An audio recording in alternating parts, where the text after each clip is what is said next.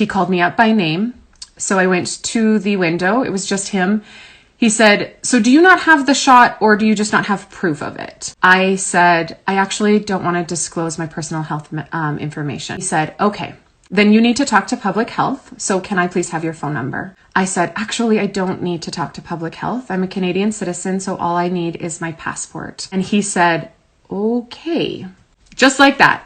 Okay. He said, okay, do you understand that you may be followed up with and you may be subjected to a fine? And I said, yes, thank you for that information. He said, you know what? Have a really great day. And I said, you have a really great day too, sir. Thank you so much. And I took my passport and I walked to my van.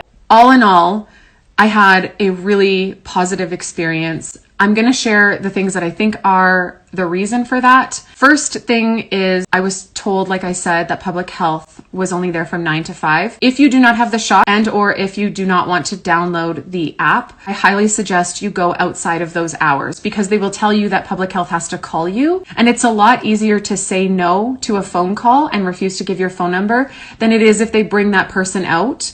There's going to be emotion that comes up. As long as you can remember that that emotion will get its chance to release, like it did for me, you don't need to express it in that moment. And just know what your rights are.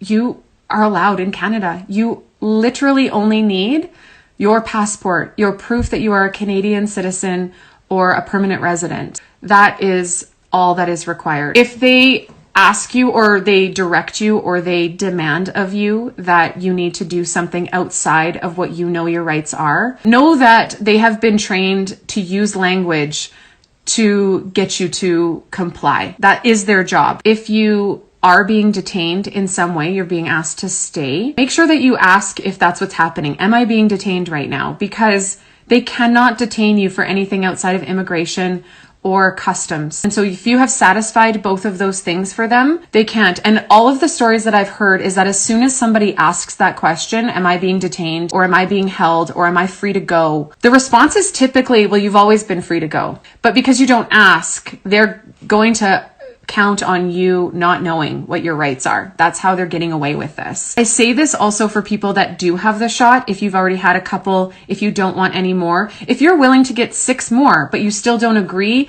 with the way that this is being handled, you don't have to disclose your public health information. That is not required of you. Also, you don't need a test to cross. I was told to get a test ahead of time and that would help my process. And I chose not to do that because I didn't want to give them any of my information. And I know, according to the Quarantine Act, I was told 14.1 that I'm not required to get a test to come in to the country. So, read the moment, honestly. And if you are flying overseas, I was told the same thing, that they're going to have lineups and tell you that you have to go and talk to public health. You just skip the lineup. Just keep walking. If they follow you, they do not have any of your personal information unless you give it to them. Unless you give them your phone number or your address or your email address, they do not have your information. Of course, they have your passport. And if they really want to dig hard, they have my license plate. They can find me if they really want to, but I'm going to assume that they have better things to do and that they won't be following up.